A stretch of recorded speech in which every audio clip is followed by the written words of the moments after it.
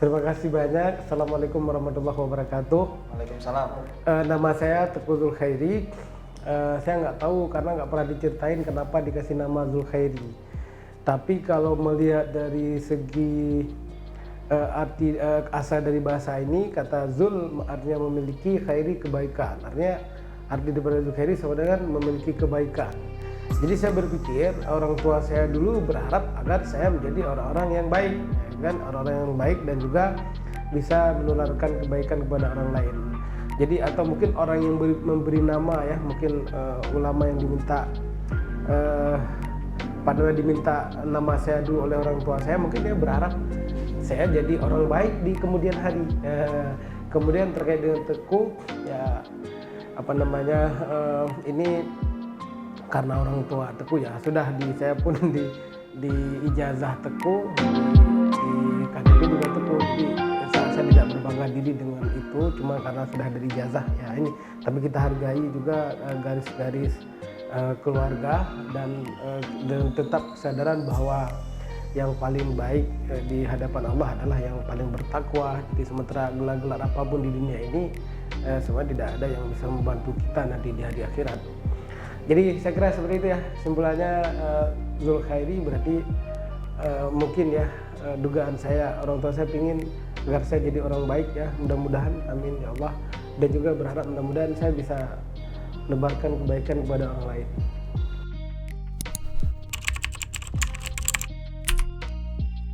Ya, keluarga saya, ayah saya adalah seorang jagli lah, nama saya Aceh Jagli, orang kerjaan di hutan, cari kayu bakar di hutan kan. Kalau dulu waktu tinggal di Pantai Labu Aceh Utara, kerja di Bangka, Lang Bangka kalau kata orang ini. Jadi cari kayu kalau di dekat gunung, tinggal di dekat gunung berarti pergi ke gunung. Kalau tinggal di dekat laut berarti pergi ke dekat laut. Ya kira-kira begitulah. Ya biasalah kita orang kampung. Jadi ayah saya kerja di sana, tapi dulu sebelum kerja seperti itu ayah saya pernah merantau, termasuk ketika saya belum lahir pernah merantau ke Jakarta. Di sana menurut cerita yang saya baca pada saat itu ayah saya ingin sekali jadi ajudan presiden. Itu cerita yang saya dengar dari orang-orang tua di kampung, makanya merantau ke sana, gitu kan. Tapi akhirnya cita-cita ini tidak kesampaian. Akhirnya beliau pulang kampung, akhirnya membuat rumah di kampung. Nah, jadi itu ayah saya. Sementara ibu saya juga dari pekerjaan pergi ke sawah, kan. Kemudian kalau sekarang jualan pecal. Ada hari-hari beliau jualan pecal ke desa-desa sebelah, di kampung-kampung di Batung, di Matangguli, di Perak Timur. Ya sebenarnya kami anak-anaknya ini sudah pernah melarang agar ibu saya tidak jualan pecel lagi, tidak jualan lagi. Dan alhamdulillah kami anak-anaknya ini senantiasa lah membantu. Tapi yang namanya saja orang tua nggak mau 100% berharap kepada anaknya ya. Jadi tetap mereka ingin agar tetap juga menghasilkan sendiri walaupun sudah dibantu anaknya. Jadi intinya ibu saya kalau dulu pergi ke sawah kan, sekarang jualan. Ya seperti itulah keadaan kita di kampung, seperti juga mungkin kampung-kampung yang lain juga ya. Jadi saya kira seperti itu.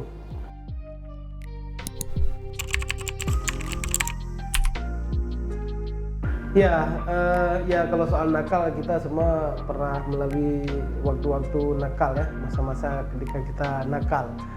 Saya di SD, masuk SD Negeri Gedung, Pantai Labu Aceh Utara, Kecamatan Jembo Aye. Dan waktu SD dulu saya pergi ke sekolah kadang-kala dengan kaki ayam ya, nggak ada sepatu. Sampai kelas 3 SD kadang-kala pakai sandal yang ada sepatu, sampai kemudian dapat beasiswa baru bisa beli sepatu. Pas sudah dapat beasiswa baru keren. Baru ada sepatu, baru baju bersih. Kalau sebelumnya baju pemberian orang. Sampai dapat beasiswa baru bagus. Kalau dulu saya pakai sepatu BGM, Big Man. Tapi ada yang bilang BGM itu bugai mati katanya kan. Nggak tahu juga kenapa orang bilang seperti itu. Jadi saya sampai kelas 5 SD di Alubungkuh dan alhamdulillah dapat beasiswa di sana. Beasiswa pertama 30.000 satu semester. Habis itu sekitar 4 kali dapat ya. Habis itu dikasih 60.000 per semester. Ya alhamdulillah dari beasiswa itu bisa beli sepatu, bisa beli baju, dipinjam juga sama orang tua untuk beli beras dan juga beli sepeda. Jadi kami dulu tinggal di Pantolabu Utara itu di desa Murbo. Ya tinggal di tanah orang dan rumah dari pohon bambu ya begitulah keadaan dulu di masa lalu.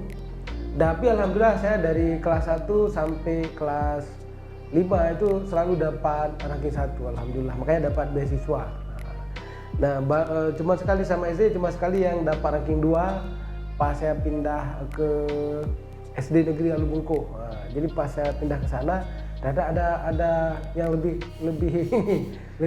reman ya. Jadi pertama saya pindah sana dapat ranking 2. Tapi kemudian di semester berikutnya saya dapat ranking 1 lagi.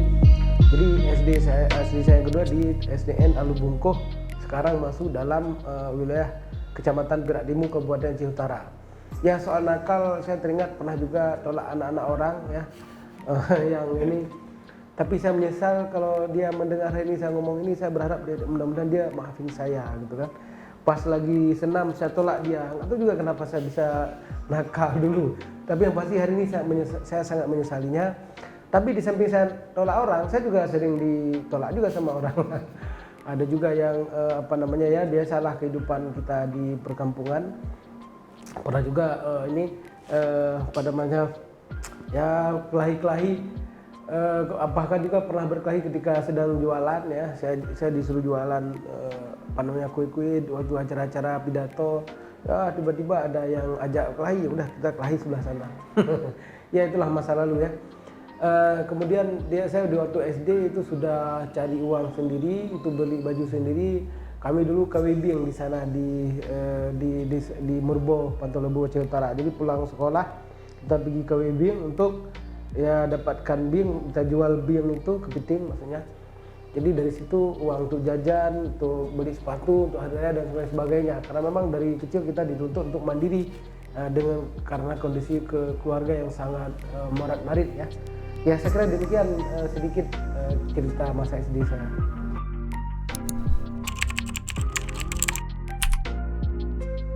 Iya, di masa SMP saya masuk SMP N1 Matangguli Aceh Utara. Ya, di masa SMP ini saya juga belajar di Dayah, pertama di Dayah Darul Huda Desa Meria, Matangguli. Kemudian selepas itu pindah ke Dayah Bogusalam Matangguli Aceh Utara. Nah, di masa SMP ini mungkin nggak ada organisasi khusus di luar, tapi kegiatan-kegiatan di sekolah lumayan kita aktif. Dan waktu masuk SMP saya nggak dapat lagi ranking 1, cuma dapat ranking 7, ranking 8, ranking 6 ya kayak gitulah. Karena ternyata ada orang lain yang lebih pandai gitu kan. Jadi tapi saya sejak SMP saya sudah ngajarin anak-anak baca Iqra. Jadi kita ngajarin di TPA udah dipercayakan alhamdulillah. Dari Dayah kita pergi ke rumah tangga dan TPA tetangga ngajarin Iqra di sana. Jadi di samping ngajarin anak orang baca Iqra juga belajar sendiri juga. Belajar ketika kita ngajarin anak orang doa ya sambil kita perlancar doa untuk sendiri. Nah, itu keadaan saya di masa SMP Negeri 1 Matangguli. Kalau untuk SMA setamat di SMP saya ingin sekali pada waktu itu agar bisa pergi sekolah di Riyadh, Ruhul Islam Anak Bangsa. Itu mimpi siang malam. Sampai saya nangis ingin sekali pergi ke Riyadh karena saya mendambakan keadaan belajar di daerah modern yang sangat ideal menurut saya, bisa kita terus totalitas belajar. Tapi ternyata waktu itu ya walaupun kita cita-cita seperti itu, tapi ternyata kita harus pasrah pada keadaan ekonomi juga bahwa keluarga tidak mampu membiayai. Akhirnya saya mendaftar di SMA Negeri 1 Matangguli. Nah, di Matangguli ini saya malam sambil belajar di Dayah, pagi juga siang juga. Nah, kan pagi maksudnya habis subuh belajar di Dayah, jam 7 baru turun siap-siap pergi ke sekolah SMA Negeri 1 Matangguli. Nah, di SMA ini saya kelas 1 SMA pernah jadi ketua OSIS. Di pas dibuat pemilihan OSIS langsung di kelas 1 ternyata teman-teman milih saya, nggak tahu juga ya kenapa, mungkin karena ada rekomendasi kawan-kawan yang lain. Jadi kelas 1 saya sudah jadi ketua OSIS, tapi waktu kelas 2 udah nggak jadi lagi, udah jadi orang lain. Padahal biasanya secara tradisi yang jadi ketua OSIS anak kelas 2. Nah, jadi itu pengalaman saya di masa SMA. Jadi kemudian di kelas pas mau masuk kelas 3 dari SMA Matangguli saya pindah ke MAN Matangguli. Kenapa saya pindah? Karena pada saat itu ingin kali bisa kuliah ke Mesir. Cita-cita besar kedua setelah tadi pertama kegagalan cita-cita untuk bisa belajar di Riyadh. Jadi cita-cita kedua adalah bisa kuliah di Mesir. Nah, jadi karena di Mesir katanya yang diterima adalah ijazah MAN, madrasah, akhirnya dari SMA ini saya ngurus pindah ke madrasah. Jadi alhamdulillah dengan segala perjuangan akhirnya diizinkan. Jadi saya walaupun 2 tahun di SMA Matangguli, tapi saya akhirnya pindah ke MAN Matangguli dan dapatkan ijazah di MAN Matangguli. Dan alhamdulillah selama di SMA Matangguli kita saya pernah ikut lomba seperti lomba baca puisi, pernah juga waktu itu juara 3 yang diselenggarakan oleh Ibu Inayati, istri dari Pak Tarmizi Karim, Bupati Aceh Utara pada saat itu. Juga ikut lomba-lomba yang lain, ada yang menang, ada yang gagal. Dan juga waktu di MAN Matangguli pernah juga ikut lomba pidato, pernah juara 1 antar MAN di Aceh Utara. Juga pernah ikut lomba cerdas cermat, ya, pernah dapat juara 2 ya, alhamdulillah lah. Ya kira-kira gitulah sedikit pengalaman di masa sekolah ya.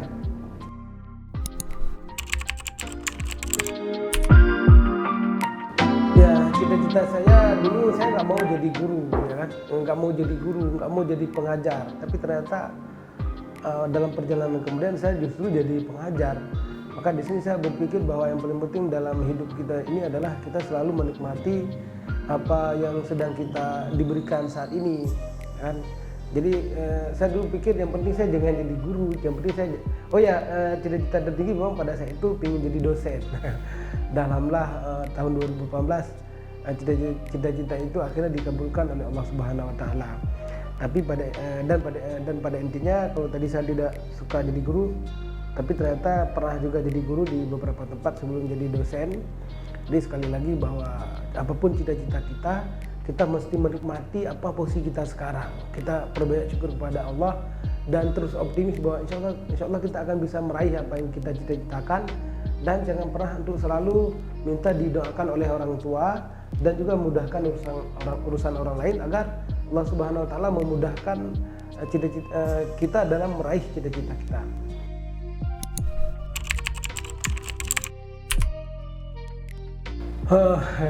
Jadi tidak ada tradisi kuliah di keluarga kami. Tidak ada yang kuliah di keluarga saya. Mungkin dari cik saya, adik ayah saya ada satu yang kuliah, Kak Culinda Maheni. Pada saat itu beliau kuliah di Mesir. Ya, saya terinspirasi dari beliau bisa kuliah sampai ke Mesir. Akhirnya setelah saya tamat MAN, saya coba cari-cari peluang, kan, coba membangun komunikasi dengan orang yang saya kenal. Akhirnya pada saat itu saya bisa terhubung dengan sejumlah pihak, ikut tes di YN Araniri pada saat itu, dengan numpang di rumah orang, juga numpang di asrama Ikatan Pemuda Aceh Utara. Tapi ternyata kemudian Allah menghendaki agar saya bisa pergi ke Jakarta. Tapi pada saat itu cita-cita tertinggi saya adalah pergi ke Mesir.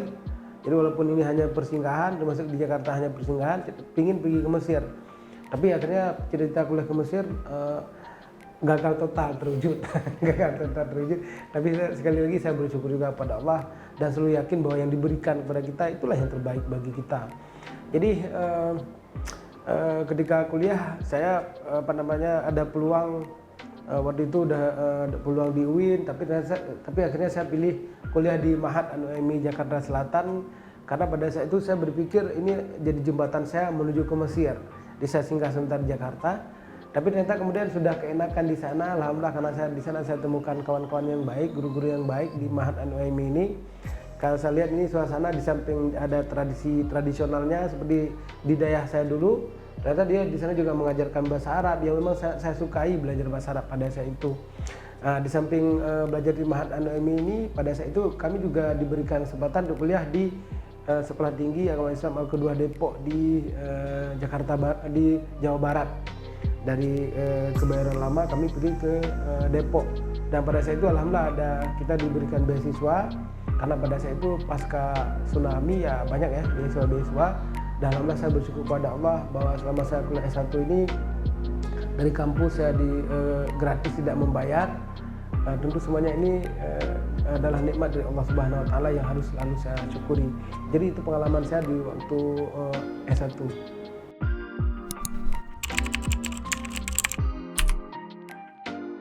Setelah saya kuliah S1 di Jakarta, saya pulang ke Aceh. Lalu pulang ke Aceh ya, mengabdi kembali di daerah Buku Salamatan Kuliah Aceh Utara selama entah sekitar 6 bulan. Habis itu udah dibuka peluang S2 di YN Araniri. Nah, jadi keluar saya dari daerah, minta izin dari daerah Buku Salam. Dan pada saat itu saya sempat ikut tes juga, tes PNPM Mandiri. Apa itu namanya, entah fasilitator FK ya, fasilitator kecamatan. Dan alhamdulillah lulus, ya kan, dah lulus. Tapi ternyata, tapi alhamdulillah kemudian dalam perkembangannya setelah dinyatakan lulus, saya juga ikut tes seleksi beasiswa S2. Dan bahkan pada saat itu karena saya ingin dapatkan beasiswa, juga saya ikut tes di beasiswa S1. Ada dibuka peluang beasiswa S1 di UIN Araniri. Entah program apa pada saat itu dibuat, program dari pusat. Jadi saya ikut tes juga. Nah, jadi kalau beasiswa S2 saya ikut tes di BPSDM. Pada saat itu namanya Komisi Beasiswa Aceh. Nah, jadi pada saat itu setelah saya di Banda, saya tinggal di daerah Darul Ihsan Abu Hasan Kurungkali. Jadi mengajar di sana malamnya, pagi ngajar di paginya kuliah di YN Araniri. Dan alhamdulillah dapat beasiswa di YN Araniri dan juga lulus beasiswa S1. Tapi setelah saya konsultasi sama guru saya, dia bilang, apa kamu mau ambil S1 lagi, kan sudah S1, lebih baik ini kasih aja kesempatan untuk kawan yang lain. Kalau tadinya saya ikut tes, saya pikir ya biar dapat uang yang banyak lah di akhir bulan, beasiswa S1 dan beasiswa S2. Tapi karena dibilang oleh guru saya di pesantren, nggak usah ambil, nanti kan bisa dimanfaatin sama orang lain. Lagi nggak ada jaminan kamu akan menyelesaikannya. Kalau nanti tiba-tiba di tengah jalan kamu udah putusin, seharusnya kan beasiswa ini bisa dimanfaatkan oleh orang lain. Padahal katanya lumayan banyak beasiswa S1 pada saat itu, sampai 700.000 itu per bulan. Plus ada beasiswa S2 1.200.000. Saya pikir hampir 2 juta bisa dapat saya di per bulan pada saat itu. Akhirnya saya tinggalin, alhamdulillah diambil sama orang lain, dan saya dapat beasiswa di S2 aja. Dan sebenarnya beasiswa S2 itu pada saat itu saya setelah beberapa kejadian ya, setelah beberapa proses seleksi, beberapa protes terhadap komisi beasiswa yang kami lakukan, akhirnya kami yang tadinya tidak lulus akhirnya dites ulang, ya kan. Kita protes karena ada beberapa ketimpangan yang menurut kami ada hal-hal yang aneh. Tapi saya tidak nuduh ya, ya biasalah semangat muda kita protes gitu kan. Jadi akhirnya setelah protes ini akhirnya kami semuanya dites ulang, dan alhamdulillah ketika dites ulang pada saat itulah saya lulus. Nah, lulus bersama dengan 8 kawan-kawan yang lain, termasuk yang saya ingat itu ada Ustaz Dr. Abizal, ada Ustaz Mizat Iskandar, kemudian ada Ustaz Gamal Akhya dan kawan-kawan yang lain. Ada 8 orang yang kemudian dites oleh Syekh Solah dari Mesir, lulus alhamdulillah. Tapi ternyata kemudian saya berpikir kalau saya ambil beasiswa ke Timur Tengah ini, ke Arab ini, nanti kalau saya pergi ke sana nggak ada yang urus adik-adik saya. Padahal saat di rumah ini baru saya yang kuliah. Nah, kalau saya berangkat ke sana nanti nggak ada yang akan tangani adik saya. Di satu sisi, di sisi yang lain, pada saat itu saya juga ingin menikah. Ya akhirnya uang beasiswa ke Timur Tengah ini akhirnya saya kembalikan. Nah, saya bilang sama Pak Kismullah pada saat itu, kepala komisi beasiswa, Pak, saya ini nggak jadi dah berangkat ke sana walaupun sudah lulus, walaupun tadi saya protes, tapi saya nggak jadi berangkat lagi Pak, karena saya adalah harus tangani adik saya, harus menikah macam-macam. Akhirnya saya tanya, gimana nih, ada solusi Pak? Akhirnya pada saat itu saya dimasukkan dalam kelompok beasiswa pengembangan guru daya. Jadi bersama ada kawan-kawan dari Samalanga yang juga dapat beasiswa itu, akhirnya saya masuk dalam penerima beasiswa pengembangan guru daya. Jadi pokoknya ya jumlah beasiswanya berkurang total. hanya dapat 1.200.000 per bulan, ya kan. Tapi alhamdulillah dengan beasiswa itu akhirnya saya bisa selesai S2, dan pada tahun 2010, akhir 2010 saya ikut tes CPNS. Akhirnya saya lewat sebagai penyuluh di Kemenak Biren sebelum kemudian pindah ke Kanwil Kementerian Agama Provinsi Aceh.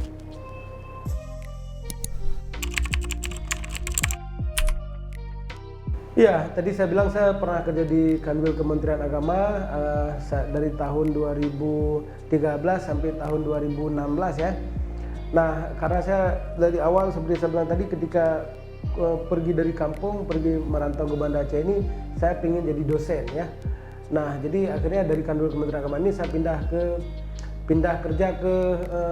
UIN ya kan. Pada tahun 2017 saya sudah pindah ke UIN. Pertama ditaruh di staf humas di biro, kemudian tahun 2018 alhamdulillah sudah pindah ke dapat SK sebagai dosen di Fakultas Tarbiyah Prodi Pendidikan Agama Islam. Nah, setelah mengajar di sana beberapa tahun, saya melihat ini saya agak kurang nih kegiatan, kurang aktivitas, ya kan. Maksudnya ya kita hanya mengajar, banyak waktu luang. Nah, padahal saya merasa bahwa saya ini orang yang aktif. Akhirnya saya coba melakukan peruntungan untuk mendaftar di Komisi Penyiaran Indonesia Aceh ini. Jadi kenapa? Karena saya ingin, yang pertama pada saya itu agak kurang aktivitas, ya kan. Kemudian yang kedua juga saya perhatian kepada penyiaran ini karena tadinya menyukai dunia tulis menulis sehingga berinteraksi dengan sejumlah pihak yang bagian ini ya akhirnya terbawa ke dalam dunia ini ya, dunia penyiaran, dunia komunikasi dan penyiaran. Nah, jadi mungkin ya semua ini tentu terjadi atas kehendak Allah Subhanahu wa taala ya.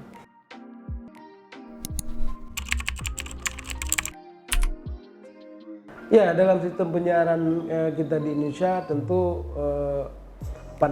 dari segi aturan juga ya perlu direvisi, tapi alhamdulillah sekarang sudah direvisi karena sekarang dunia sudah semakin banyak berubah ya. Banyak sekali aturan-aturan yang masih dibuat yang belum terdapat di aturan lama. Tapi alhamdulillah kita melihat dari KPI Pusat juga sekarang sedang berupaya untuk revisi aturan ini karena zaman terus berubah, apalagi kita sudah memasuki era digital ya, dengan penyiaran digital yang dengan demikian sistem penyiaran pun harus menyesuaikan dengan zaman ya. Jadi termasuk dengan perkembangan ini kita juga berharap agar anak bangsa ini semakin eksis mengambil momentum ini, mengambil kesempatan emas ini di era penyiaran digital ini, sehingga peluang-peluang kerja dapat semakin terbuka lebar ya kan. Kemudian juga kita berharap ya, bagi lembaga penyiaran dapat terus berkembang menyesuaikan diri dengan tantangan zaman seperti ini yang sangat sulit. Dan juga bagi dalam konteks Aceh kita berharap agar penyiaran di Aceh tentu saja dapat sejalan dengan nilai-nilai Islam sebagaimana amanah dari Undang-Undang Pemerintahan Aceh. Ya, di mana dalam Undang-Undang Pemerintahan Aceh ini UPA disebutkan bahwa penyiaran di Aceh itu harus dilaksanakan secara Islami. Ya, kenapa dibilang secara Islami? Ya karena kita ini adalah sebagai Muslim, dan karena juga Aceh ini berlaku syariat Islam yang sama-sama kita pahami.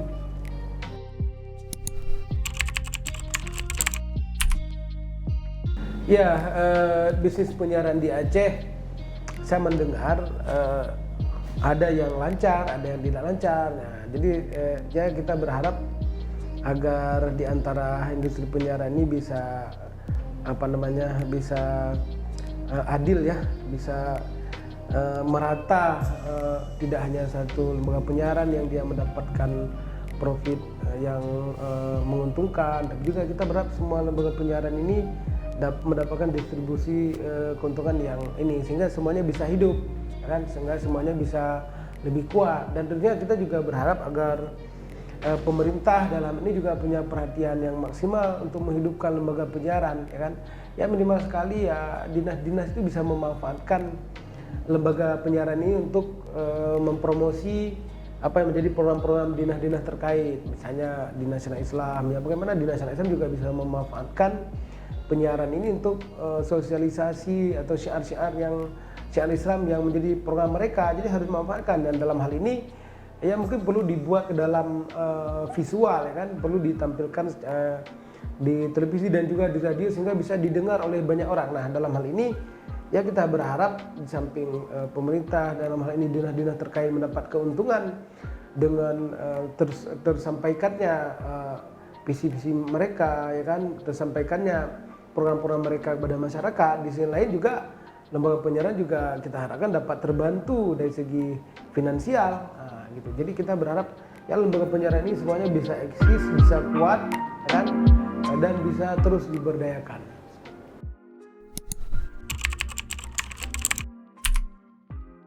Ya, Aceh alhamdulillah hari ini terus berupaya untuk menyambut digitalisasi penyiaran sebagaimana surat dari pemerintah yang sama-sama kita pahami Banda Aceh dan Aceh Besar akan masuk dalam era ASO, ya, analog switch off, di mana penyiaran analog nanti TV analog akan dimatikan menuju ke TV digital.